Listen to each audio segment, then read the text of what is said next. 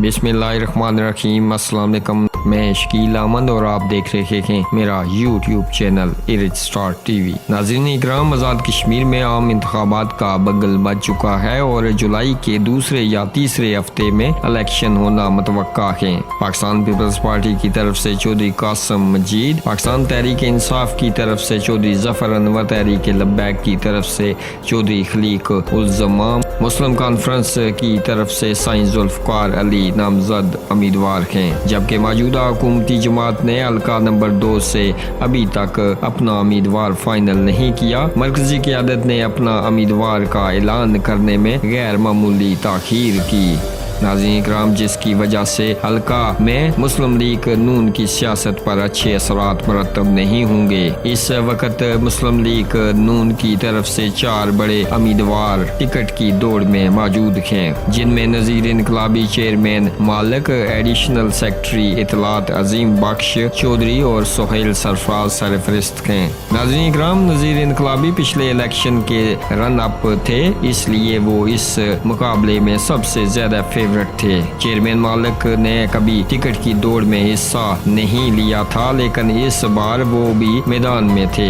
बाज़ सियासी पंडित इन्हें भी फेवरेट करार दे रहे थे। अजीम बख्श चौधरी ने पिछले इलेक्शन में टिकट होल्डर की भरपूर कैंपेन चलाई, अच्छा वोट बैंक बनाया, लेकिन अलमिया ये है कि इनकी खिदमात को हल्का के एक हिस्सा तस्लीम नहीं किया गया। नाज़रीन इकराम, अगर इन्हें टिकट मिला तो सियासी माहिरीन की पेश गोई है कि हल्का नंबर 2 की एक बड़ी बरादरी इनकी हमायत इस तरह नहीं करेगी जिस तरह अजीम बख्श ने की। नाज़रीन इकराम, इसका अंदाजा इस्लामगढ़ बैलेट के सियासी रहनुमाओं के बयानात से लगाया जाता रहा। सुहेल सरफराज भी इस वक्त टिकट के लिए फेवरेट है। नाज़रीन इकराम, इन पर हल्का की तमाम यूनियन कौंसलों से सियासी वर्कर एतमाद करते हैं। सुहेल सरफराज अपने वालिद कैप्टन मोहम्मद सरफराज खान के सियासी जानशीन हैं और पिछले इलेक्शन में अपने वालिद ग्रामी की दी हुई जुबान की वजह से खामोश रहे और इलेक्शन में हिस्सा न ले सके,